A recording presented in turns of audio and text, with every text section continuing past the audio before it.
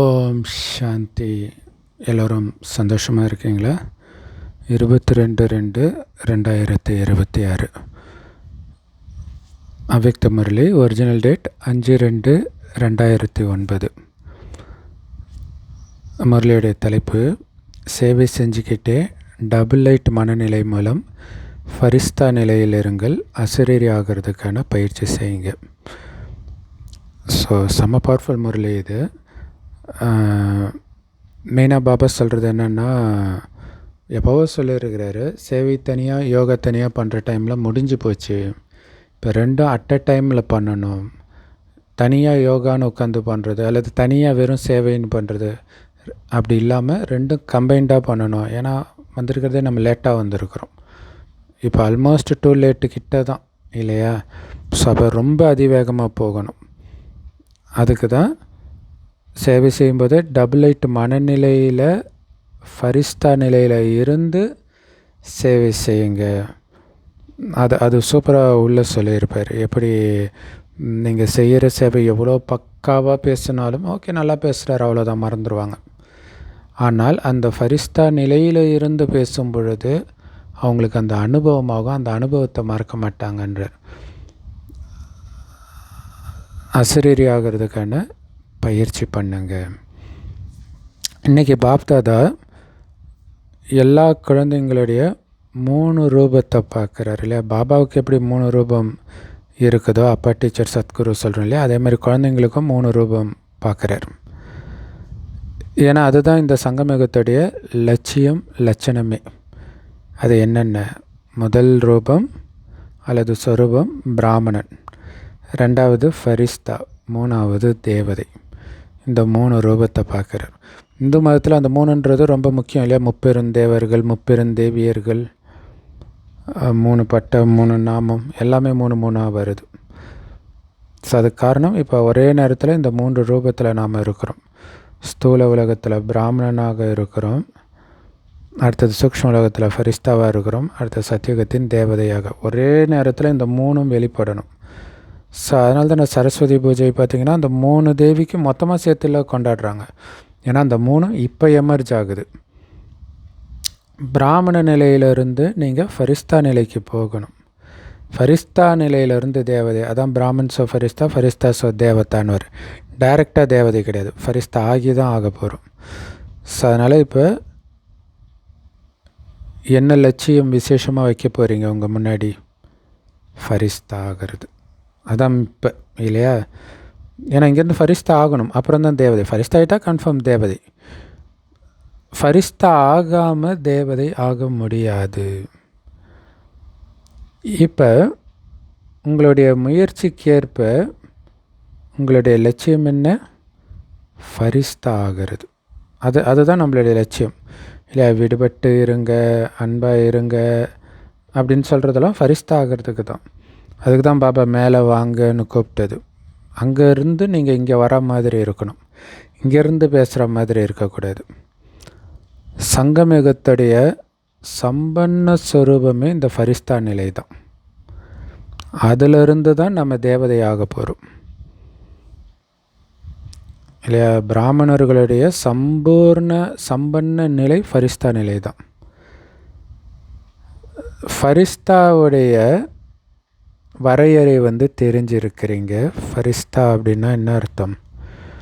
பழைய உலகத்துடைய சம்பந்தம், சமஸ்காரம், எண்ணம் எல்லாத்துலேருந்தும் விலகி லேசாக இருக்கிறது இல்லை? இந்த பழைய உலகத்தை பொறுத்த வரைக்கும் நான் செத்தாச்சு, இயேசு இறந்து உயிர் தெழுந்தார்ன்றது இதுதான் உண்மையிலே இல்லை? இறந்து அப்படி லேசாக வரும். ஸோ அதான் இயேசு தொட்டுப்பார், உடம்பு இருக்குது. அப்போ என்ன அர்த்தம்? இதே உடம்பே வருது. அதான் அங்கே விஷயமே இல்லையா? அப்போ இறந்துட்டோம், இறந்த நிலையில் நாம் நடந்துக்கணும். அப்போ மனம் லேசாக இருக்கும், எதை பற்றிய கவலையும் இல்லாமல். சொர்க்கத்துக்கு போயிட்டு இருக்கிறேன், கலியுகத்துக்கு எனக்கு சம்மந்தம் இல்லை, அதனால் கலியுகத்தை நான் நினைக்க மாட்டேன், நினச்சாலும் ஒன்றும் ஆக போகிறதில்ல. இறந்துட்டா அப்படி தானே, நீங்கள் நினைக்கிறதுனால ஏதாவது ஆக போதா? அந்த மாதிரி பாபா இருக்க சொல்கிறார் லேசாக. ஸோ உண்மையிலே உங்களுடைய உண்மையான பழைய சமஸ்காரம்னா லேசாக இருக்கிறது தான். இல்லை, இருக்கிறதுலே பழைய சமஸ்காரம் சத்தியகுத்து சமஸ்காரம் தானே. ஸோ அது லேசாக இருக்கிறது தான். அதுதான் உங்களுடைய உண்மையான சமஸ்காரம். எல்லார்கிட்டேயும் லேசாக இருக்கிறது. இல்லை, எந்த எண்ணமும் வச்சுக்கிட்டு பழகிறது கிடையாது. மற்ற எண்ணம் வச்சு பழகுனீங்கன்னா மனம் பாரமாக இருக்கும். அவன் இப்படி பண்ணிட்டானே, அப்படி பண்ணிட்டான், எதுவுமே இல்லை. உங்களுடைய சமஸ்கார சுபாவம் உலகத்துக்கு முன்னாடி மட்டும் லேசாக இருக்கிறது கிடையாது. ஃபரிஸ்தான்னா எல்லா சம்பந்தத்தில் வந்து அனைவருடைய சுபாவ சமஸ்காரத்திலும் லேசான தன்மை. இல்லை, தனியாக விலகி உலகத்தில் இருக்கிற ஆத்மாவுக்கு மட்டும் நான் லேசாக இருக்கிறேன், லேசாக இருந்து சக்தியை கொடுக்குறேன். லேசாக இருந்தால் தான் சக்தி கொடுக்க முடியும். ஆனால் அது மட்டும் கிடையாது. உங்கள் தொடர்பில் இருக்கிறவங்கக்கிட்டையும் நீங்கள் லேசாக இருக்கணும். லௌகீக குடும்பமாக இருக்கட்டும், அலௌகீக குடும்பமாக இருக்கட்டும், அவங்களுடைய சுபாவ சமஸ்காரம் எப்படி இருந்தாலும் நீங்கள் லேசாக இருக்கணும். அப்படி லேசாக இருக்கிறீங்களா? எப்படி கண்டுபிடிக்கிறது? என்ன அடையாளம்? அந்த மாதிரி லேசாக இருக்கிற ஃபரிஸ்தா ஆத்மா எல்லோருக்கும் பிடித்தவர்களாக இருப்பாங்க, அன்பானவர்களாக இருப்பாங்க. ஒரு சிலருக்கு மட்டும் அன்பானவர் கிடையாது, எல்லாருக்கும் அன்பானவங்க. சாதான் ஃபரிஸ்தா எல்லாருக்கும் அன்பானவங்க, ஒரு சிலருக்கு மட்டும் கிடையாது. இல்லை, இவங்க எனக்கு பிடிக்கும், இவங்க எனக்கு பிடிக்காது, எல்லாருக்கும் அன்பானவர்களாக இருக்கிறவங்க தான் ஃபரிஸ்தாக்கள்னு சொல்கிறது. பிரம்மா பாபா அப்படி தானே இருந்தார். ஒவ்வொருத்தரும் இந்த பிரம்மா பாபா என்னுடையவருன்னு தானே புரிஞ்சுக்கிறாங்க, என்னோட தந்தைன்னு தானே புரிஞ்சுக்கிறீங்க. அப்போ அதுதான் ஃபரிஸ்தா நிலை. ஃபரிஸ்தா நிலைன்னா என்ன? எல்லாருக்கும் அன்பானவர். ஸோ பிரம்மா பாபாவை பற்றி சொல்லும் பொழுது சில குழந்தைங்க யோசிக்கிறாங்களாம், இல்லையா, அவர் உடம்புல சிவபாபா வந்தார், இப்படியெல்லாம் யோசிப்பாங்க இல்லையா. அதனால் பாபா சொல்கிறாரு, சரி ஓகே, உங்களை மாதிரி பிராமண ஆத்மாக்களில் உங்கள் எல்லோருக்கும் தாதிஜி கூட அன்பாக தானே இருந்தாங்க, எல்லோருக்குமே தாதிஜி பிடிக்குதே இல்லையா. என்னோட தாதிஜின்னு எல்லாரும் அன்பாக கூப்பிட்றீங்க இல்லையா, அனுபவம் பண்ணுறீங்க இல்லையா. அப்போ அவங்க எல்லா விதமான சுபாவ சமஸ்காரம் நிரம்பிய இந்த பழைய உலகத்தில் இருந்தாலும் விடுபட்டவராகவும் அன்பானவராகவும் இருந்தாங்க இல்லை. அப்போ ஏன் உங்களால் இருக்க முடியாது? அதனால தானே எல்லோரும் அவங்கள உரிமையோடு என்னோட தாதிஜின்னு சொல்கிறாங்க. ஏன் அப்படி சொல்கிறாங்க? காரணம், தன்னுடைய சுபாவ சமஸ்காரத்தில் எப்போவுமே லேசான தன்மை இருந்தது. இல்லை, இந்த உலகத்தில் நான் செத்துட்டேன், லேசாக இருக்கிறேன், அன்பை மட்டும் வெளிப்படுத்துகிறேன். அப்படி இருக்கும்போது எல்லோருக்கும் பிடிக்கும். நமக்கு குறிப்பிட்ட ஒருத்தரை பிடிக்குதுன்னா எல்லோருக்கும் நம்மை வெறுத்துருவாங்க. ஸோ இதுதான் ரகசியமே. எல்லோருக்குமே என்னுடையவர்னு அனுபவமாச்சு. அதனால் எல்லோருக்கும் எடுத்துக்காட்டாக இருக்கிறார். அதே மாதிரி ஜெகதம்பாவை பார்த்தீங்க, மம்மாவை, அவங்க ஜெகதம்பா இல்லை அப்படின்னு நீங்கள் எல்லோரும் நினைப்பீங்க. ஆனால் பிராமண குடும்பத்துக்கு துணையாக இருந்தாங்க இல்லையா. அவங்களுடைய வாயிலிருந்து எப்போவாச்சும் முயற்சியை பற்றி பேசுகிறாங்க, அதை நம்ம சொல்லி ஏதாவது முயற்சி பற்றி சொல்லுங்க மம்மான்னு சொன்னால் அவங்க ஒரே வார்த்தை தான் எப்போவுமே சொல்லுவாங்க, இப்போ கர்மாத்தீத்தாகணும். இப்போ இல்லைன்னா எப்பவும் இல்லை, எதாக இருந்தாலும் இப்போவே பண்ணணும். அதுதான் மெயின். அவங்களோட லட்சியம் அதுதான் இல்லையா, இப்போவே கர்மாத்தீத்தாகணும். ஸோ அதனால தான் அன்பினால் மற்றவர்களுக்கும் இதே வார்த்தையை தான் திரும்ப திரும்ப ஞாபகப்படுத்திட்டு இருந்தாங்க. ஏன்னா யார் என்ன பயிற்சி பண்ணுறாங்களோ அதை தான் மற்றவங்களுக்கும் சொல்லுவாங்க இல்லையா. அதனால் ஒவ்வொரு பிராமணனுக்கும் லட்சியமும் லட்சணமும் விசேஷமாக இது தான் இருக்கணும். என்னது? இப்போ கர்மாத்தீத் ஆகணும். இப்போ இல்லைன்னா எப்பவும் கிடையாது. இப்போ அலட்சியமாக விட்டால் திரும்ப திரும்ப அலட்சியமாக தான் விட போகிறீங்க. ஆனால் பிராமண குழந்தைங்க நம்பர் வாராக இருக்கிறீங்க. அதனால் இப்போ தீவிரத்தன்மையோட இப்போவே நீங்கள் ஃபரிஸ்தா ஆகணும். மம்மா எப்படி அந்த தீவிரத்தன்மையோடு இருந்தாங்களோ அதே தீவிரத்தன்மையோட நீங்களும் ஃபரிஸ்தா ஆகணும். ஃபரிஸ்தானா என்ன அர்த்தம்? இந்த தேகத்திலிருந்து, தேகத்தின் உறவுகளிலிருந்து முற்றிலும் விடுபட்டு எப்போவுமே ஒளி தேகம் உடையவர். அதான் ஃபரிஸ்தா. ஃபரிஸ்தானா கர்மேந்திரியங்களின் ராஜா இல்லையா, சுயராஜ அதிகாரி. நான் சொல்கிறத அப்படியே கர்மேந்திரம் செய்யும். அதை மீறி அது இஷ்டத்துக்கு அப்படி இப்படி போகாது இல்லையா. தேரோட்டி கிருஷ்ணரை காட்டுறாங்க, அவர் நினைக்கிற மாதிரி அந்த குதிரை போகணும். இந்த 5 புலன்கள்ன்ற குதிரை போகணும். மனம் அது இஷ்டத்துக்கு வேறு ஒன்று தேடக்கூடாது. ஒன்று பார்க்க வரும் இன்டர்நெட்லனா அதை தான் பார்க்கணும். வேறு ஏதோ சஜஸ்டட் இருக்குது அப்படி போகிறது. ஏன்னா இப்போ எல்லாருக்கும் டெஸ்ட் பேப்பர் இன்டர்நெட் மூலமாக தான் வரும். ஸோ பாப்தாதா ஏற்கனவே சொன்னார், முழு உலக சக்கரத்துக்குள்ளே என்னுடைய ஒவ்வொரு குழந்தைங்களும் ராஜா குழந்தை அப்படின்னு பெருமிதத்தோடு சொல்கிறார் இல்லையா. முழு கல்பத்திலையும் என்னோடய குழந்தை தான் ராஜான்றார். ஒவ்வொரு குழந்தையும் பெருமையாக சொல்கிறார். சுயராஜ்ய அதிகாரியாக இருக்கிறீங்க. ஃபரிஸ்தானாலே சுயராஜ்ய அதிகாரி தான் இல்லை. நான் நினைக்கிற இடத்துக்கு என்னுடைய புத்தி போகணும், என்னுடைய மனம் போகணும், வேறு எங்கேயுமே போகக்கூடாது. மனம் புத்தி எங்கே போதோ அந்த இடத்துல தான் கர்மேந்திரமும் போகும் இல்லையா. ஸோ அப்படி மனம் புத்தியை முழுக்க தன் கட்டுப்பாட்டில் வச்சிருக்கிறவங்க தான் ஃபரிஸ்தா. அந்த மாதிரி சுயராஜ அதிகாரி ஆத்மா, ஒளியின் சொரூபதாரி யாராவது அந்த மாதிரி டபுள் லேசான தன்மையின் ஸ்திதியில் நிலச்சிருந்து யாரையாவது சந்திக்கிறாங்க அப்படின்னா அவங்களுடைய நெத்தியில் ஆத்ம ஜோதி ஸ்வரூபம் தான் தெரியும். அவங்க நடந்தாலும் சரி, சுத்தினாலும் சரி இல்லை. அவங்களுடைய மனநிலை வெளியில் தெரியுன்றார், நெத்தியில் தெரியும் ஆத்ம ஜோதி ஸ்வரூபம்ன்றார்.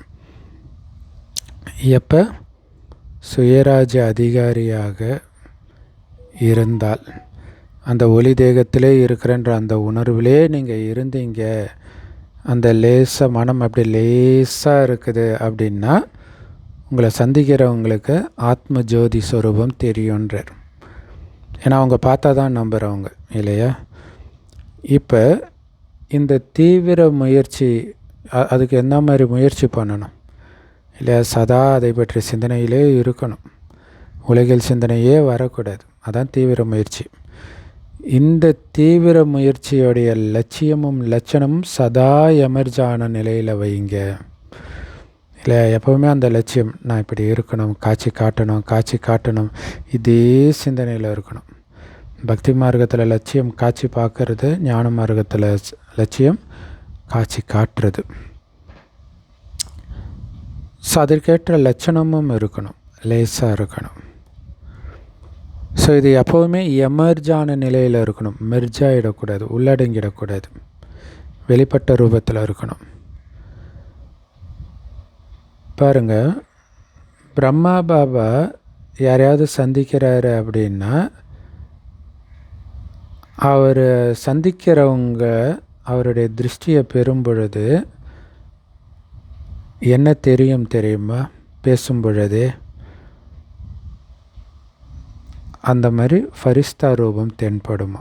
ஏன்னா அவர் அந்த பயிற்சி பண்ணிகிட்டே இருந்திருக்கிறார். ஸோ அதனால் அவரை பார்க்கும்போதே ஒரு ஃபரிஸ்தா கிட்ட பேசிகிட்டு இருக்கிற ஒரு உணர்வு ஏற்படுமா.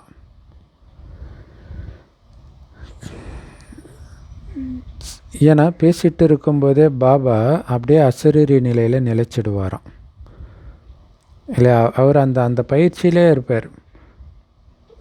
ஸோ அந்த பேசுனதை பற்றி அடுத்த சிந்தனை வராது. ஏன்னா அவர் வேறு பயிற்சியில் இருக்கிறதுனால பேசுனதே அந்த செகண்டோட மறந்துடும். அப்போதைக்கு என்ன கேட்குறாங்களோ அதுக்கு பதில் சொல்லிக்கிட்டே இந்த பயிற்சியில் நிலைச்சிடுவாராம். அதனால் பாபா சொல்கிறாரு, எவ்வளவு தான் அதிகமாக சேவை இருந்தாலும் ஒரு நொடியில் இந்த அசரீரித்தன்மை அனுபவம் ஆகிக்கிட்டே இருக்கணும். அடிக்கடி முரளியை சிந்தனை பண்ணிக்கிட்டே இருக்கணும். அதை செக் பண்ணிக்கிட்டே இருக்க சொல்கிறார் இல்லையா. முரளி சிந்தனை பண்ணுறதுனா என்ன அர்த்தம்? அதே மாதிரி நான் ஆயிட்டேன்னா திரும்ப திரும்ப பயிற்சி பண்ணுறது. ஸோ உதாரணத்துக்கு நேற்று சொன்னார் இல்லையா, மாஸ்டர் சர்வசக்திவான் நிலையில் இருந்தால் வீண் சமஸ்காரம் உங்கள் முன்னாடி வர்றதுக்கு தைரியம் இருக்காது. சம்பூர்ணத்தன்மையின் லட்சியம் வச்சிங்கன்னா எண்ணங்களில் கூட வீண் விஷயம் வராது. ஸோ இதை சிந்தனை பண்ண என்ன ஆகும்? தானாகவே வீண் எண்ணம் வரக்கூடாது, சம்பூர்ணமாகணும், அதுதான் என்னுடைய லட்சியம் அப்படிங்கிறலாம் சதா ஞாபகம் வந்துக்கிட்டு இருக்கும். ஸோ அதனால் டக்குன்னு அசரீரி ஆகுங்க, ஞானத்தில் நிலைச்சி ஏறுங்க, செக் பண்ணுங்க. இதை தான் அம்மா ப்ராக்டிஸ் பண்ணிக்கிட்டே இருப்பாங்க. அதனால தான் அடிக்கடி அரை மணி நேரத்துக்கு ஒரு தடவை முரளி அல்லது முரளி பாயிண்ட்ஸ் எழுதி வச்சதை எடுத்து பார்த்துக்கிட்டே இருப்பாங்க. பார்த்தா தான் ஒன்றும் இல்லை. இப்போ நீங்கள் குளிக்க போகிறீங்கன்னா குளிச்சுட்டு வர்றதுக்கு ஒரு 5 நிமிஷம் 10 நிமிஷம் ஆகுதுன்னா அந்த நேரம் மைண்டு இல்லையா, அப்போ ஏதாவது ஒரு பாயிண்ட்டு பார்த்துக்கிட்டு போங்க. அதே மைண்டில் சிந்தனை பண்ணிகிட்டே குளிச்சுட்டு வாங்க. ஸோ அப்போ குளிக்கும்போது, பாத்ரூம் போகும்போது, சாப்பிடும்போது, வாக்கிங் போகும்போது, வேலைக்கு போகும்போது எவ்வளோ நேரம் இருக்குது, இதிலே எவ்வளோ பயிற்சி பண்ணலாம் பாருங்கள். சரி, அடிக்கடி நான் அசரீரி ஆத்மா அப்படின்னு பயிற்சி பண்ணணும். ஏன்னா ஒரு முரளியில் நான் அசரீரி ஆத்மான்ற இந்த பாடத்தை மட்டுமே பாபா எத்தனை தடவை ஞாபகப்படுத்துகிறார். அப்போ அது அவ்வளோ முக்கியம். அதனால தான் திரும்ப திரும்ப ஞாபகப்படுத்துகிறார். ஆனால் இப்போ இந்த சின்ன சின்ன விஷயத்துடைய விஸ்தாரம்லாம் உங்களை தன் பக்கம் பிடிச்சி இழுத்துடுது. சுபாவ சமஸ்காரத்துடைய விஷயமெல்லாம் அது பக்கம் உங்களை இழுத்துடுது. அதனால் அசரீர நிலையிலேருந்து விலகி போயிடுறீங்க. இப்போ இதை நீங்கள் மாற்றணும். சின்ன சின்ன விஷயத்துக்கெல்லாம் டக்கு டக்குன்னு முற்றுப்புள்ளி வச்சுட்டு அசரீரியில் நிலைக்கணும். அசரீரினாலே புள்ளியாக ஆகிறது தான் இல்லையா. அதாவது இவங்க எப்படி இருக்கிறாங்க அது நமக்கு முக்கியம் இல்லை, நான் சொர்க்கத்துக்கு போயிட்டுருக்கிறேன், அதுதானே முக்கியம். பாபா 2 வாரம் முன்னாடி சொன்னார், மாயா வருது சண்டை போடுறீங்க, வருது சண்டை போடுறீங்க, இப்படியே பண்ணிட்டு இருந்தீங்கன்னா உலகத்துக்கு நன்மை செய்பவர்ன்றது உங்கள் டைட்டில் ஆச்சு, அந்த வேலையை எப்போ செய்வீங்கன்ற. உலகத்துக்கு நன்மை செய்யணும், உலகத்துக்கு சக்தியை கொடுக்கணுன்றதில் உங்களுடைய கவனம் இருந்துச்சுன்னா மாயா வர்றதும் தெரியாது, போகிறதும் தெரியாது உங்களுக்கு. அது உங்களுக்கு தெரியலனாலே நீங்கள் மாயாவை ஜெயிச்சிட்டிங்கன்னு அர்த்தம். சரி, போன வாரம் கூட சொன்னார் இல்லையா, சத்தியுகத்து தேவதைகள் நம்ம பேசுகிறத கேட்டால் அவங்களுக்கு ஒன்றுமே புரியாது, என்னமோ முயற்சின்றாங்க அப்படின்ட்டு இல்லையா. அந்த மாதிரி நிலை, அது சம்பூர்ண நிலையில், அந்த நிலையில் இப்போயே நிலைச்சிருக்க சொல்கிறார். சேவையில் ரிசல்ட்டு நல்லா இருக்குது, நல்லா ஊக்க உற்சாகம் வைக்கிறீங்க, பிளான் பண்ணுறீங்க. ஆனால் சேவை கூடவே சேவை பண்ண செய்தியை பாபாவுக்கு கொடுக்கணும், அது ரொம்ப முக்கியம் இல்லையா. எவ்வளோ பண்ணியிருக்கிறீங்க, எப்படி பண்ணியிருக்கிறீங்கன்ட்டு. ஸோ விதவிதமான சேவை நிறைய இடத்துல பாபா பார்க்குறாரு, நல்லா பண்ணுறீங்க. ஆனால் பிரச்சனை என்னன்னா அசரீரித்தன்மை கம்மியாக இருக்குது. அதனால் சூழ்நிலையின் தாக்கம் அதிகமாகிடுது.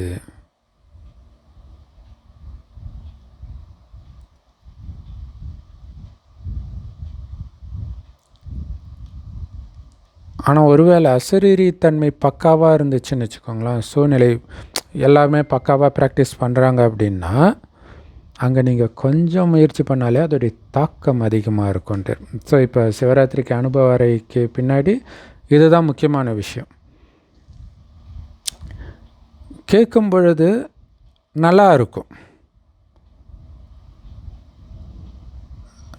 அதே நேரத்தில் அந்த சூழ்நிலையே அசரீரியாக இருக்கும் பொழுது அந்த அசரீரி தன்மையின் திருஷ்டியின் மூலமாக அவங்க அனுபவமும் பண்ணுறாங்க.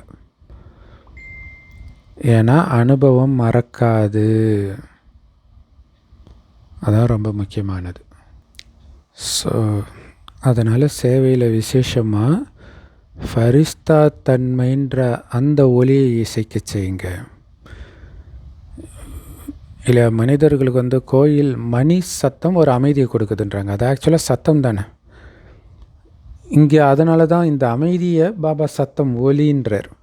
ஃபரிஸ்தா தன்மையின் ஒலியை இசைக்க செய்யுங்கள், விசேஷமாக அனுபவம் செய்ய வையுங்க. நீங்களும் அனுபவம் செய்யுங்க, ஏதாவது ஒரு அனுபவத்தை செய்ய வையுங்க. அது ரொம்ப முக்கியமான விஷயம். நாம் ஒரு உருவாக்கப்பட்ட ஒரு அமைப்புக்குள்ளே இருக்கிறோம். அதுபோல் உருவாக்கப்பட்ட குடும்பத்தின் அன்பு வேறு எங்கேயுமே கிடைக்காது. அந்த மாதிரி ஏதாவது ஒரு சக்தியின் அனுபவம் பண்ணணும், பிராப்தியின் அனுபவம் பண்ணணும். அப்படி பண்ணுங்கன்றார் இல்லையா. அவங்க வரும்பொழுது இங்கே கிடைச்ச அமைதி உலகத்தில் எங்கேயுமே எனக்கு கிடைக்கலன்னு அவங்க ஃபீல் பண்ணணும். அந்த மாதிரி அனுபவம் செய்ய வைங்க.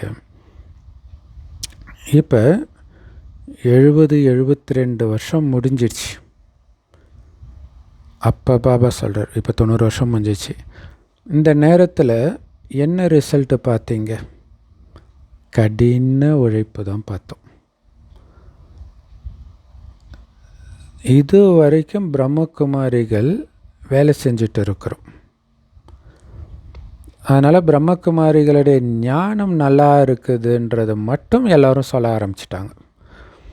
ஆனால் அந்த ஞானத்தை கொடுத்தவர் யார்? இந்த பிரம்மகுமாரிகள் இயக்கத்தை நடத்துறது யார்? அந்த மூல குரு யார்? அது இன்னும் வெளிப்படலை. நாம் பாபான்னு சொல்கிறோம், அதனால் அவங்க என்ன சொல்லிடுறாங்க? உங்கள் பாபான்னு சொல்லிடுறாங்க. ஆனால் அவர் என்னோட அப்பான்னு அவங்க இன்னும் சொல்லலை. இல்லை, ஒவ்வொருத்தரும் இவர் என்னோட அப்பா, என்னோடைய கடவுள் நடத்துகிறாருன்னு அவங்க சொல்லலை.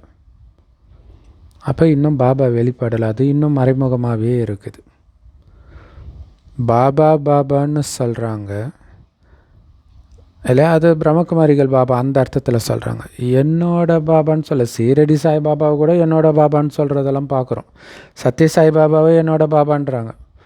ஆனால் சிவபாபாவை என்னுடைய பாபா, நான் அந்த பாபாவுடையவன், பாபா என்னுடையவர், இப்படின்னு கோடியில் சிலர் தான் வெளிப்படுறாங்கன்றார். ஸோ அப்போ அதை வெளிப்பட வைக்கணும் இந்த அனுபவம் கொடுத்து. அப்போ தான் இது என்னோட குடும்பன்றது அவங்களுக்கு அனுபவம் ஆகும். சங்கமயுகத்தில் உங்களுடைய லட்சியம் என்ன? ஆத்மாக்களாகி நம்ம எல்லாருடைய தந்தை வந்திருக்கிறார்.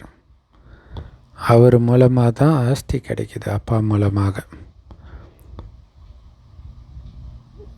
ஸோ அந்த தாக்கம் ஃபரிஸ்தா நிலை மூலமாக தான் சுற்றுச்சூழலில் பரவும். இல்லை, அப்பா வந்திருக்கிறாருன்றது நீங்கள் ஃபரிஸ்தா நிலை ஆகும்போது தான் இங்கே தந்தை வந்திருக்கிறாருன்றதை அவங்களால உணர முடியும். இவங்களுடைய திருஷ்டி, அதாவது பிரம்மகுமாரிகளுடைய திருஷ்டி மூலமாக எங்களுக்கு ஒளி கிடைக்கிது. ஆன்மீகத்தன்மையின் ஒளி அவங்க பார்வையில் வர்றதை நாங்கள் அனுபவம் பண்ணுறோன்னு சொல்லணும். அப்போ அந்த மாதிரி தீவிர முயற்சி இருக்கணும். கலியுகத்தை நான் பார்க்க மாட்டேன், அதான் அங்கே முயற்சியே. கலியுகத்தை பார்க்க மாட்டேன், நினைக்க மாட்டேன், கலியுகத்தின் விஷயத்தை பேச மாட்டேன், கேட்க மாட்டேன். சத்தியுகத்துக்கு அழைச்சிட்டு போகணும் இல்லையா. அந்த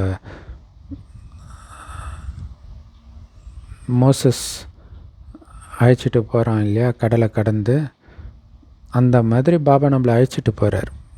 ஸோ கடவுள் தான் மோசஸ் மூலமாக அழைச்சிட்டு போவார். ஸோ அப்படி போயிட்டு இருக்கிறோம். அவங்க பாலாறு தேனாறு ஓடக்கூடிய இடம்ட்டு அது ஸ்தூலமாக நினச்சிக்கிட்டாங்க. ஸோ அப்படி போயிட்டு இருக்கிறோம், அதுதான் லட்சியம். அது மட்டும்தான் சிந்தனையில் இருக்கணும். அதுதான் தீவிர முயற்சி. ஸோ இந்த தீவிர முயற்சி இருக்கணும். அதாவது நான் டபுள் லைட் ஃபரிஸ்தான்ற லட்சியம், அதான் தீவிர முயற்சி. நான் மேலேருந்து அவதரித்து வந்திருக்கிற ஆத்மான்னு பாபா. இந்த லட்சியம் வைங்க, நடந்தாலும் சரி சுற்றினாலும் சரி. இந்த ஃபரிஸ்தா ஸ்வரூபத்தின் அனுபவத்தை அதிகப்படுத்திக்கிட்டே இருங்க. நான் மேலேருந்து வந்திருக்கிறேன். ஸோ நமக்காக தான் இந்த ஸ்பைடர்மேன் படம்லாம் வந்திருக்குன்னு நினைக்கிறேன். அப்படியே சொயின்னு மேலேருந்து வருவார், திடீர்னு பறந்து போவார்.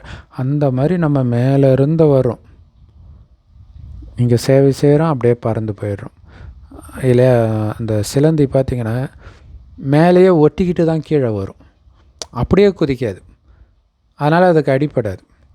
அந்த மாதிரி தான் நம்மளும் மேலே ஒட்டிக்கிட்டு கீழே வரும். ஒட்டலைன்னா விழுந்து அவ்வளோதான், சுக்குநூறு ஆகிடும். ஸோ அதனால் என்ன பண்ணாலும் சரி, நடந்தாலும் சரி சுற்றினாலும் சரி, நான் டபுள் எயிட் ஃபரிஸ்தா அப்படின்ற அனுபவம் அதிகமாகணும் மற்றவர்களுக்கு, அப்படிங்கிற லட்சியம் வைக்கணும். ஸோ அப்போ அந்த பயிற்சியிலே அந்த சொரூபத்திலே இருக்கணும். அசரீரித்தன்மையின் அனுபவத்தை அதிகரிங்க. நொடியில் ஏதாவது எண்ணங்களை சமாப்தி செய்கிறதுல சமஸ்கார சுபாவத்தில் டபுள் எயிட் ஆகணும். ஸோ ஏன்னா அசரீரி நிலைக்கு எதிரியே தேவையற்ற எண்ணங்கள் தான். அதனால்தான் அதை ஒரு நொடியில் முற்றுப்புள்ளி வச்சு அழிக்க சொல்கிறார். ஸோ அப்போ தான் சமஸ்கார சுபாவம் டபுள் லேஸாக இருக்கும். மற்ற எண்ணங்கள் வந்துச்சுன்னா உங்கள் மனசை பாரமாக்கிடும், உங்களுடைய சுபாவம் அதே மாதிரி வெளிப்படும். நிறைய குழந்தைங்க சொல்கிறாங்க, பாபா நாங்கள் லேசாக தான் இருக்கிறோம், ஆனால் அது மற்றவங்களுக்கு தெரியல, நாங்கள் என்ன பண்ணுறதுன்றாங்க. பாபா சொல்கிறாரு, அப்படி இருக்க வாய்ப்பு கிடையாது. ஏன்னா டபுள் எயிட் ஃபரிஸ்தாவாக இருக்கிறவங்களுடைய ஒளியை யாரும் மறைக்க முடியாது. எப்படி சின்ன லைட்டாக இருந்தாலும் தீக்குச்சியுடைய ஒளியாகவே இருந்தாலும் எங்கே இருந்தாலும் அது சுடர்விடும் தானே, அதை மறைக்க முடியாது தானே. அந்த மாதிரி தான் டபுள் எயிட் ஃபரிஸ்தாவும். இந்த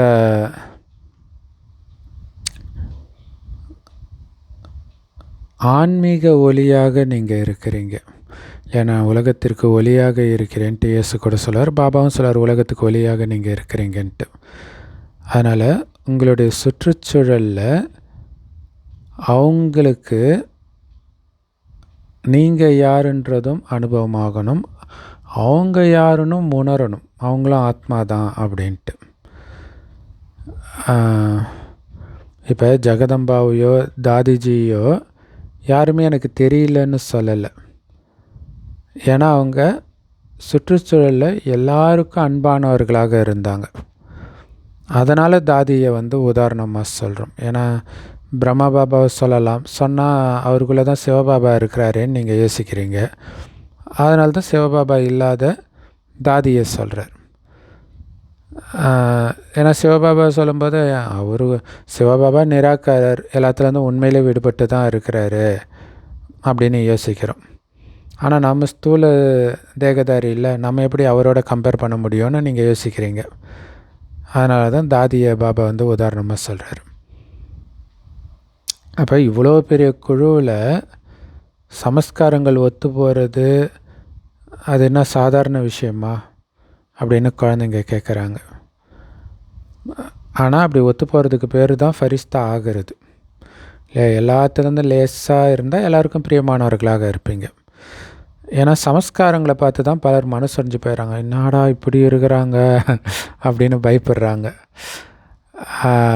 பாபா ரொம்ப நல்லவர், பிரம்ம பாபாவும் ரொம்ப ரொம்ப நல்லவர், ஞானம் ரொம்ப நல்லா இருக்குது, பிராப்திகள் கூட ரொம்ப நல்லா இருக்குது. ஆனால் சமஸ்காரம் ஒன்றா இணையணுமே, அதுக்கு என்ன பண்ணணும்? எல்லாருக்கும் அன்பானவராகணும். அப்போ என்ன, தனக்குன்னு விருப்பு வெறுப்பு இருக்கக்கூடாது. அப்போ தான் எல்லாருக்கும் அன்பானவர் ஆக முடியும். இல்லாட்டினா என்ன பண்ணுவீங்க, எனக்கு எது பிடிக்கும், எனக்கு என்ன ஆதாயம் அப்படி யோசிப்பீங்க. அப்படி யோசித்தாலே எல்லாருக்கும் அன்பானவராக நீங்கள் இருக்க முடியாது. ஸோ இங்கே நீங்கள் எல்லாருக்கும் அன்பானவராக இருக்கணும், சிலருக்கு மட்டும் கிடையாது. ஏன்னா ஒரு சிலர்கிட்ட அவங்களுடைய விசேஷத்தன்மையை பார்த்து எனக்கு அன்பு வருதுன்னு சிலர் சொல்கிறாங்க. ஒரு சிலர் மேலே அன்பு வருது, ஏன்னா அப்படி சிரித்த முகமாக இருக்கிறாங்க, நல்லா பழகிறாங்க, நல்ல ஞானம் சொல்கிறாங்க, இந்த விசேஷத்தன்மை இவங்கக்கிட்ட நல்லா இருக்குது, இவங்க பேசுகிற விதம் நல்லா இருக்குது, இப்படிலாம் சொல்கிறாங்க இல்லையா. இது நீங்கள் ஃபரிஸ்தா ஆகிறதுக்கு தடையாயிடும்ன்றார். இல்லை, ஒருத்தரை பிடிக்குதுனாலே இன்னொருத்தரை பிடிக்கலன்னு வந்துடுது. இல்லை, தனி ஸ்பெஷலாக ஒருத்தர் மேலே அன்பு வந்தாலே இன்னொருத்தர் மேலே விருப்பம் வந்துடும். அப்புறம் எப்படி நீங்கள் ஃபரிஸ்தா ஆக முடியும்? தடையாயிடுது இல்லையா? அதனால தான் பாபா சொல்கிறாரு, அன்பானவராக ஆகுங்க, ஆனால் அதே நேரத்தில் விடுபட்டவராகவும் இருக்கணும். விடுபட்ட மனநிலையில் இருந்து அன்பானவராகுங்க. அதனால தான் நீங்கள் இந்து தெய்வங்களும் பாருங்கள், மூலஸ்தானத்தில் வச்சு கேட்டு வச்சு அந்த ரூமில் பூட்டி வைக்கிறாங்க. மற்றவங்க கிட்டேருந்து விலகி இருக்கிறாங்க மனசில். அதுதான் அங்கே விஷயம். அதனால தான் எல்லோருக்கும் அவங்கள பிடிக்குது.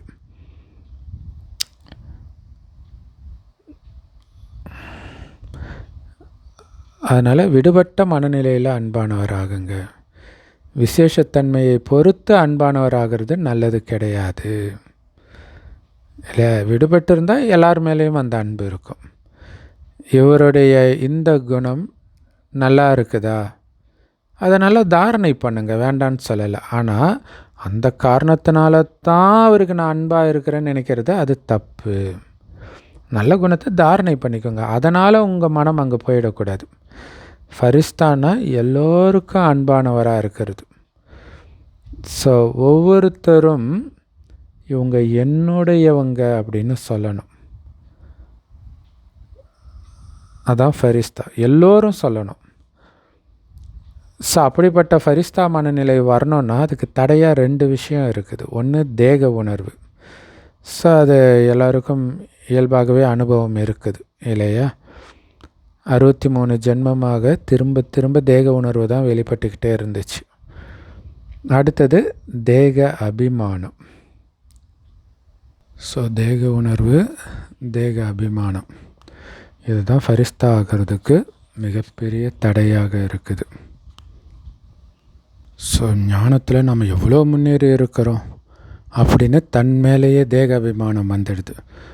நம்மள மாதிரி ஞானி யாரும் இல்லை அப்படின்ட்டு. அந்த அபிமானம் தான் நம்மளை கீழே வீழ்த்திடுது. எவ்வளோ எச்சரிக்கையாக இருக்கணும் பாருங்கள். ஞானத்தில் பக்காவாக இருக்கிற நினைக்கிறதுக்கு கூட உங்களை கீழே விழ வச்சிடும். ஏன் தேக அபிமானம் வருது? ஸோ என்னெல்லாம் விசேஷத்தன்மை இருக்குதோ அந்த விசேஷத்தன்மையின் காரணத்தினால தான் தேக அபிமானம் வருது இல்லையா? நான் என்ன குறைஞ்சவனா? பாருங்கள், நான் பேசுனது எல்லாருக்குமே பிடிச்சிருக்குது. நான் சேவை செஞ்சேன்னா அதோடைய தாக்கம் நல்லா இருக்குது. நிறைய பேர் பாபா குழந்தை ஆகுறாங்க. நான் எல்லோரையும் நல்லா கையாளுறேன் இல்லையா? நான் கோர்ஸ் எடுக்கிற விதம் ரொம்ப சூப்பராக இருக்குது. இப்படியெல்லாம் தேக அபிமானம் வந்துடுது. ஸோ அப்போ இந்த மாதிரி ஞானத்தில் யாராவது முன்னேறும்போது அல்லது சேவையில் முன்னேறும்பொழுது இந்த மாதிரி அபிமானம் தன் மேலே வந்துடுது. அதே மாதிரி இந்த மாதிரி முன்னேறவங்களை பார்த்து அவங்க மேலேயும் விசேஷமாக அன்பு வந்துடுது. மற்றவங்களுடைய குணத்தை பார்த்து, அவங்களுடைய விசேஷத்தன்மை, கலை, இதெல்லாம் பார்த்து அன்பு வந்துடுது. ஆனால் இப்படி இருந்தால் உங்களுக்கு எப்படி பாபா ஞாபகம் வருவார்? தேக உணர்வு தான் ஞாபகம் வரும் இல்லையா? பாபா எல்லாம் நமக்கு ஞாபகம் வரணும். ஸோ இவருடைய புத்தி ரொம்ப நல்லா இருக்குது அப்படின்னா அவருடைய ஞாபகம் வருது. நான் சூப்பராக இந்த சுச்சுவேஷனை ஹேண்டில் பண்ணியிருக்கிறேன்னு உங்கள் மேலேயே ஒரு அகங்காரம், உங்களை பற்றி ஞாபகம் தான் வருது. ஸோ இந்த அபிமானம் தான் சேவையிலும் முயற்சியிலும், அதாவது சுய புருஷார்த்தத்திலும் முன்னேறவங்களுக்கு அபிமானம் ஆகிடுது. நான் எந்த அளவுக்கு முன்னேறி இருக்கிறேன்றது கூட அபிமானமாக வந்துடுதுன்ற. அதனால் இதையும் செக் பண்ணுங்க. எவ்வளோ பெரிய பிரச்சனை நான் இவ்வளோ சூப்பராக ஹேண்டில் பண்ணிட்டேன், அது அபிமானம். அது நிறைய பேர் சொல்லவே செய்வாங்க இல்லையா? ஸோ அப்போ அபிமானம் இருக்கிறவங்களுக்கு அபிமானம் இருக்குதான்னு எப்படி செக் பண்ணுறது? அதுக்கு ஒரு சாதனம் இருக்குதுன்றார் பாபா. அது ஒன்றும் கிடையாது. என்னென்னா, கொஞ்சம் அவங்க எதை பெருமையாக நினச்சிக்காங்க, நான் எப்படி சிந்தனை பண்ணுறேன் அப்படிங்கிறத கொஞ்சம் டேமேஜ் பண்ணி விட்டோன்னு வச்சுக்கோங்களேன், அவமதிக்கிறோன்னு வச்சுக்கோங்களேன், சல்லுன்னு கோபம் வரும், ஈஸியாக அவமானம் வந்துடும். சூப்பராக உன்னோட அவங்க சூப்பராக பண்ணுறாங்கன்னா நீ மட்டும்தான் பண்ணுறியான்னா போதும், சல்லுன்னு கோபம் வந்துடும் இல்லையா? ஸோ அப்போ அவங்களுடைய கையாளும் தன்மையை அதேமாதிரி அவமதிப்பு. சூப்பராக பண்ணிகிட்டு இருக்கிறாங்களா, அவங்க கூட ரொம்ப சூப்பராக பண்ணுவாங்கப்பா அப்படின்னும்போது இங்கே சல்லுன்னு ஒரு அவமானம் வருது. அப்போ நான் பண்ணலையா அப்படின்ட்டு. ஸோ அப்படி அவமானம் உணர்றதுனால அதோடைய சூக்ஷ்ம அடையாளம் என்ன தெரியுமா? கோபம் வருது. அல்லது கோபத்தின் அம்சமான வெறுப்பு, பயம் இதெல்லாம் வருது. பாருங்கள், வெறுப்பு பயம்லாம் கோபத்துடைய அம்சம் தான் சொல்கிறார், பயம் கூட. ஸோ அது உங்களை ஃபரிஸ்தாவாக மாற விடாது. அதனால் பாப்தாதா இப்போதைக்கு ஏற்ற மாதிரி இஷாரா சிக்னல் கொடுக்குறார். உங்களுடைய சங்கமயுகத்துடைய கடைசி ஸ்வரூபம் ஃபரிஸ்தா ஸ்வரூபம் தான் இல்லையா? ஃபரிஸ்தா பாட்டு முடிஞ்சவொடனே சத்தியுகம் ஸ்டார்ட்டுன்னு அர்த்தம் இல்லையா? ஃபரிஸ்தா முடிஞ்சால் தேவதை அப்போ பிறப்பீங்க சத்தியுகத்தில் தானே. இப்போ சங்கமயுகத்துடைய கடைசி ஸ்வரூபம் ஃபரிஸ்தா. அதனால் இப்போ அந்த ஸ்வரூபத்தை வாழ்க்கையில் தாரணை பண்ணுங்க, நடைமுறையில் கொண்டுட்டு வாங்க. ஸோ ஃபரிஸ்தா ஆகுறீங்க அப்படின்னா அசரீரி ஆகிறது ரொம்ப ஈஸியாகிடும் இல்லை? நான் மேலேருந்து தான் வந்திருக்கிறேன்னும் போது தானாகவே மேலேருந்து உடம்போட வரப்போகிறோம், அசரீரியாக தான் இருக்க போகிறோம். ஸோ அதனால்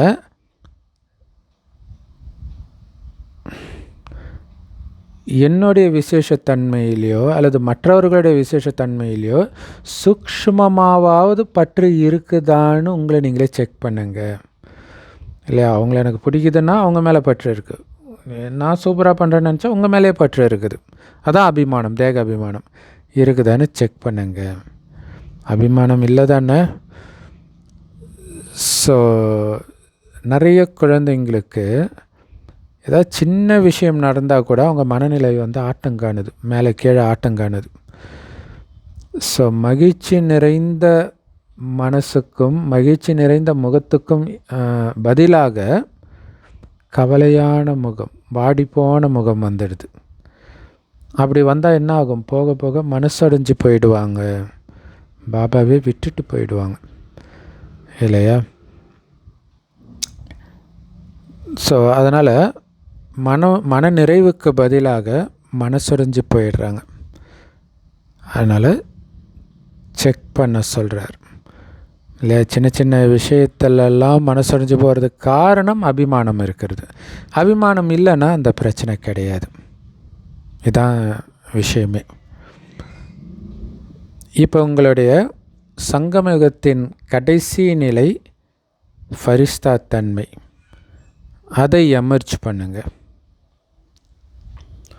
ஸோ மனசுடைஞ்சு போகாமல் இருக்கணும் அப்படின்னா எப்பவுமே ஃபரிஸ்தா நிலையிலேயே நிலைச்சி இருக்கணும். அப்போ மேலேயே இருப்போம். கீழே வந்தால் தானே அபிமானம் வர்றதுக்கு, தேக உணர்வு வர்றதுக்கு, மனசுடைஞ்சு போகிறதுக்கு. பறந்துக்கிட்டே இருங்க. பிரம்மா பாபாவை பார்த்தீங்க இல்லையா? சாப்பாவை ஃபாலோ பண்ணணும் தானே? பேசிகிட்டு இருக்கும் பொழுதே பல குழந்தைங்க அனுபவம் பண்ணியிருக்கிறாங்களாம். ஸோ ஏதோ ஒரு பிரச்சனை நடந்திருக்கும், அதை சொல்கிறதுக்காக வந்திருப்பாங்க பிரம்மா பாபா கிட்ட.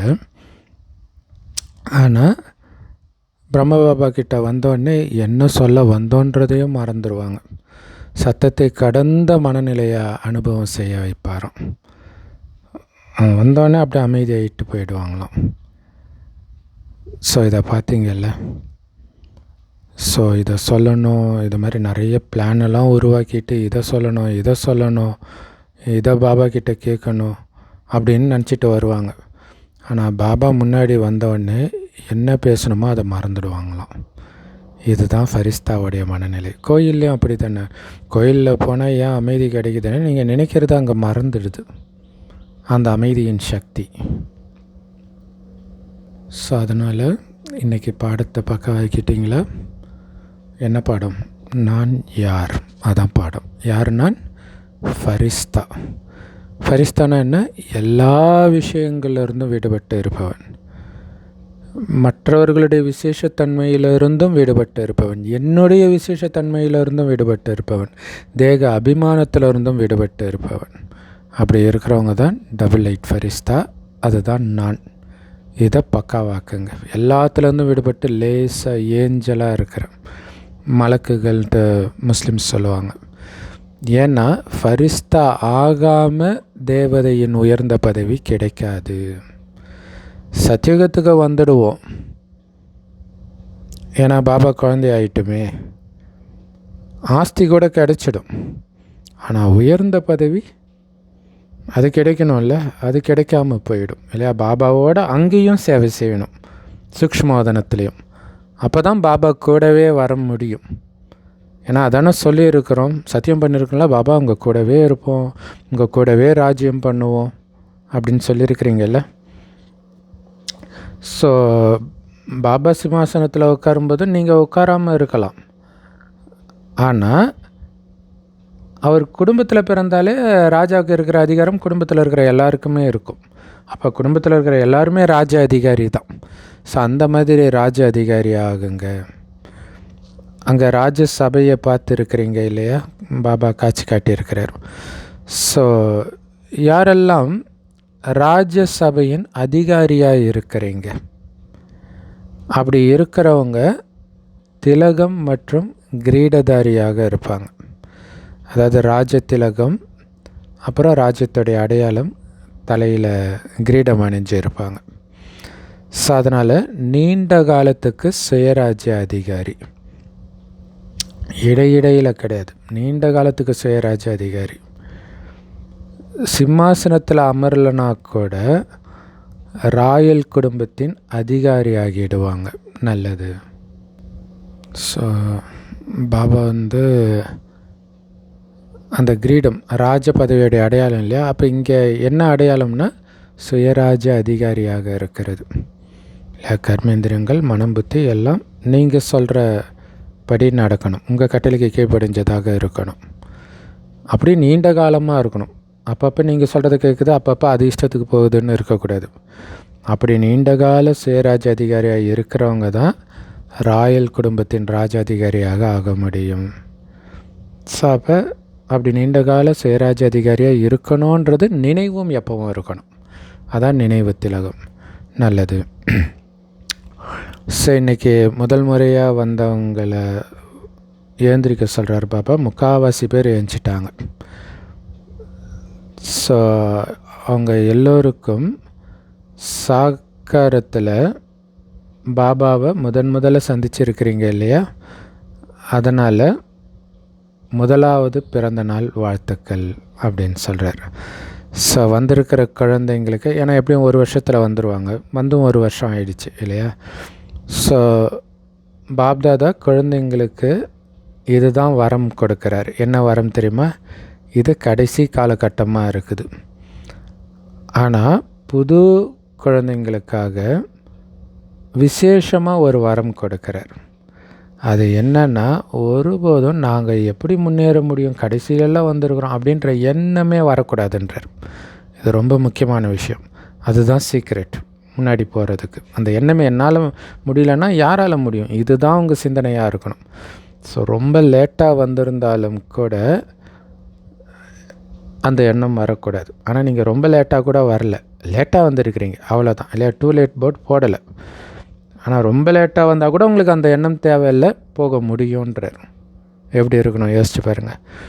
ஸோ இப்போ ஏன்னா இது 2009 முரளி இல்லையா?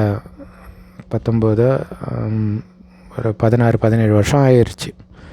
அப்போவே தாமதம்னு சொல்லியிருக்கிறார். ஸோ இப்போவுமே நமக்கான அட்வைஸ் இது.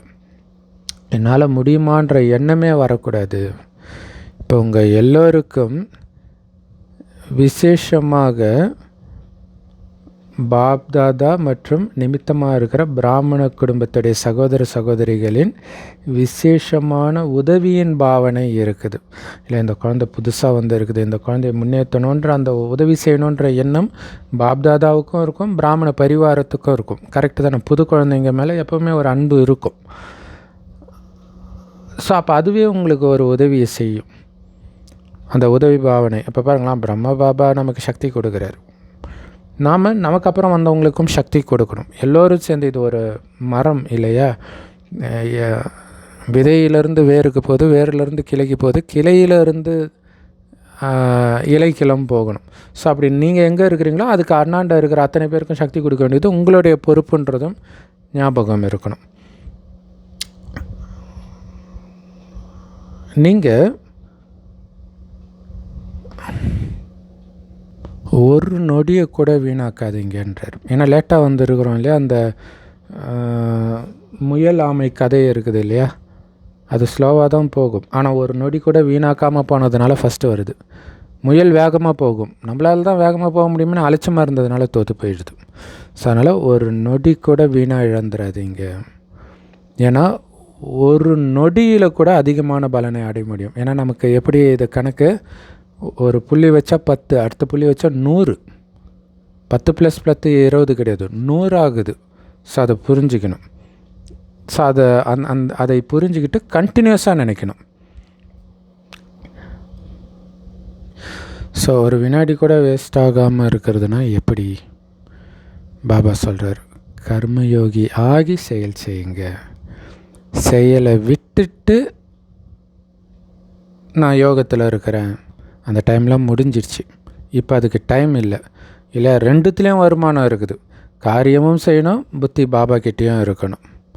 ஸோ அப்போ கர்மத்தில் யோகத்தை இணைக்கணும். கர்மமும் யோகமும் சமநிலையில் இருக்கணும் எப்போவுமே. அப்போ தான் அதிக ஆசீர்வாதம் கிடைக்கும் இல்லையா? ஏன்னா நீங்கள் யோகத்தோட காரியம் செய்யும்போது அது தெய்வீகமாக இருக்கும், உங்களுடைய குணம் நல்லா இருக்கும். பாபா நினைவு இல்லாமல் நீங்கள் ஒரு சேவை செய்கிறீங்க, ஒரு ப்ரெஷர் அதிகமாகும்போது டமால்னு வெடிச்சிடுவீங்க. ஆனால் யோகத்தில் இருக்கும்போது ப்ரெஷரே ஆகாது. அப்போ அந்த தெய்வீக குணத்தை வெளிப்படுத்திக்கிட்டே இருப்பீங்க.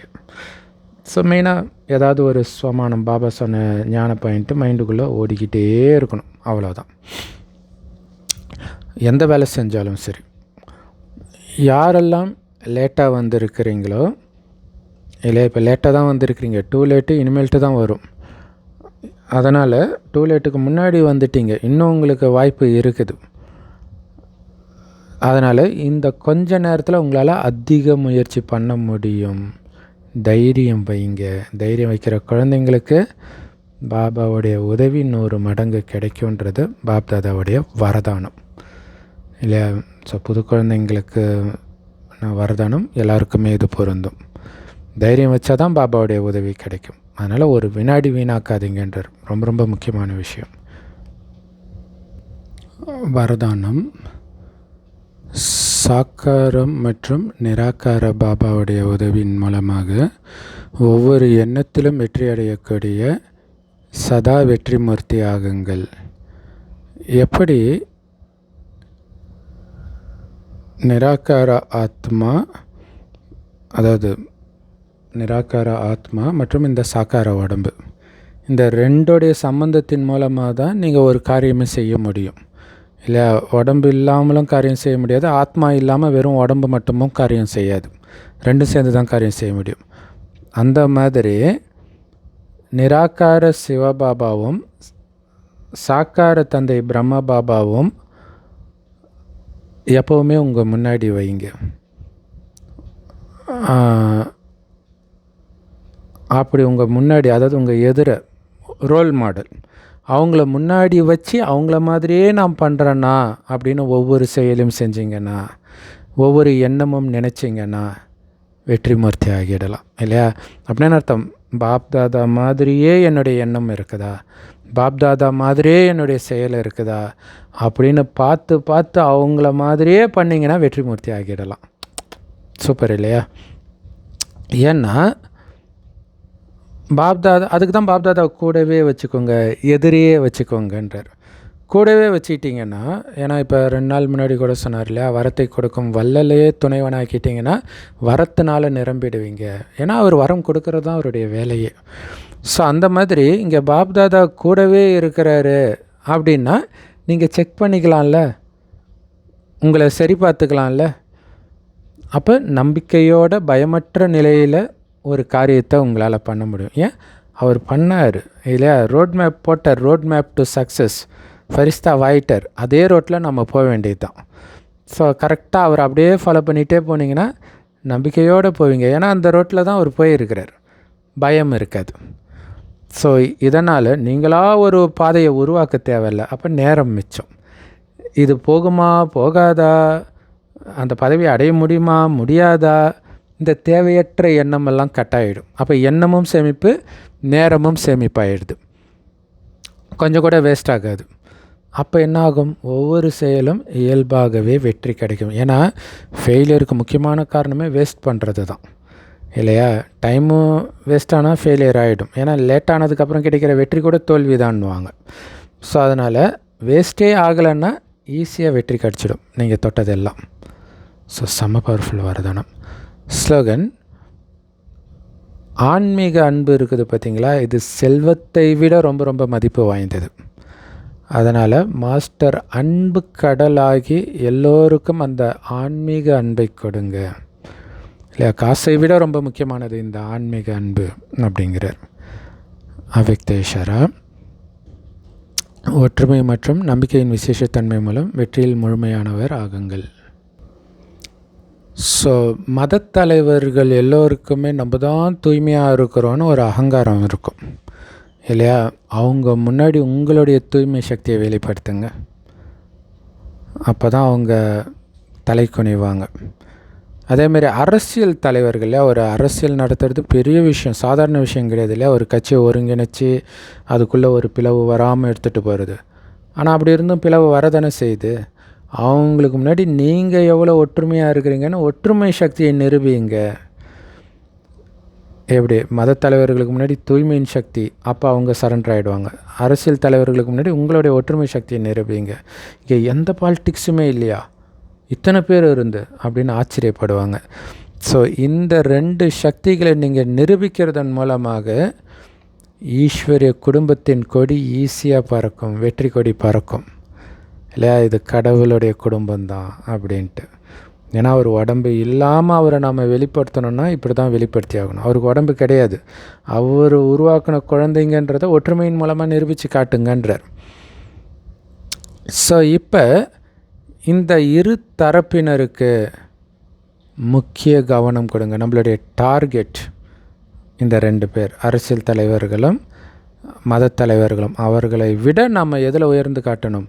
தூய்மையிலும் ஒற்றுமையிலும். ஸோ இதில் முக்கிய கவனம் கொடுங்க. ஏன்னா எல்லா மத தலைவர்களும் தூய்மையில் விழுறதை நம்ம பார்க்குறோம். அப்போ இவங்க விழாமல் இருப்பாங்களான்னு யோசிப்பாங்களா? என்னடா கணவன் மனைவி ஒன்றாவே இருக்கிறாங்க, இவங்க எப்படி விழாமல் இருப்பாங்கன்ட்டு. இருந்து காட்டுங்க அப்படிங்கிறார். ஸோ எந்த அளவுக்கு தூய்மையின் மூலமாகவும் ஒற்றுமை சக்தியின் மூலமாகவும் அவங்கள நீங்கள் பக்கத்தில் எடுத்துகிட்டு வரீங்களோ அந்த அளவுக்கு அவங்க தானாகவே உங்களை வர்ணனை பாடுவாங்க, உங்களை மகிமை பாடுவாங்க அப்படிங்கிறார். ஸோ எல்லா மத தலைவர்கள், எல்லா அரசியல் தலைவர்களுடைய தொடர்பில் தான் பாப்பா குழந்தைங்க இருக்கிறாங்க இல்லையா? எல்லா சேவைக்கும் வருவாங்க. இப்போ கூட சங்கராச்சாரியர்லாம் வந்து போனார். ஸோ அப்போ இவங்க எப்படி தூய்மையாக இருக்கிறாங்க அப்படிங்கிறது அவங்க உணரணும். அப்போ வந்துட்டு போனாங்க, பட் நம்மளுடைய மகிமை வெளியில் அவர் பாடியிருப்பாரா தெரியாது, ஆனால் பாடணும். அந்த மாதிரி உங்களுடைய தூய்மையின் சக்தியை வெளிப்படுத்துங்க, நிரூபித்து காட்டுங்க நடத்தையின் மூலமாக அப்படின்னு சொல்கிறார். ஸோ செம பவர்ஃபுல் முரளி. லவ் யூ பாப் தாதா. தேங்க்யூ பாப் தாதா. குஷியாக இருங்க, குளிர்ச்சியாக இருங்க.